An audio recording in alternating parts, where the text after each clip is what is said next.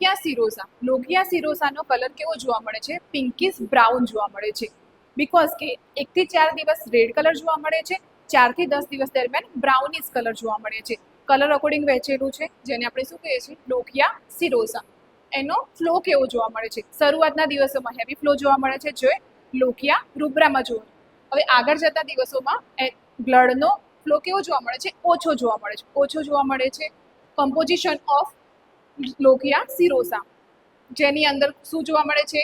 તો less blood જોવા મળે છે. બ્લડની ક્વોન્ટિટી શું થાય છે? ઓછી થઈ જાય છે. હવે શું જોવા મળે છે? મોર સિરમ જોડે સિરમનો લેવલ વધી જાય છે. જોડે જોડે શું જોવા મળે છે? WBC, વ્હાઇટ બ્લડ સેલ જોવા મળે છે. ડ્યુરેશન, લોકિયા સિરોસાનું ડ્યુરેશન કેટલું હોય છે? તો 4 થી 10 દિવસ દરમિયાન શું જોવા મળે છે? લોકિયા સિરોસા જોવા મળે છે. ચલો દોસ્તો, હવે આપણે જોઈએ લોકિયા આલ્બા. આના પહેલા આપણે શું જોયું? તો લોકિયા સિરોસા જોયું અને લોકિયા રૂબ્રા જોયું. લોકિયા આલ્બાનો કલર કેવો જોવા મળે છે? તો યલોઇશ વ્હાઇટ જોવા મળે છે. એનો ફ્લો કેવો હોય છે? તો આગળના દિવસો કરતાં લાસ્ટ દિવસો દરમિયાન એનો ફ્લો કેવો થાય છે? દિવસે દિવસે ઓછો થતો જાય છે. કમ્પોઝિશન, લોકિયા આલ્બામાં કયા કમ્પોઝિશન જોવા મળે છે? તો WBC જોવા મળે છે, એપિથેલિયલ ટિશ્યુ જોવા મળે છે, મ્યુકસ જોવા મળે છે, થોડા ઘણા બ્લડના સેલ જોવા મળે છે. ડ્યુરેશનની વાત કરીએ તો ક્યારે લોકિયા આલ્બા જોવા મળે છે?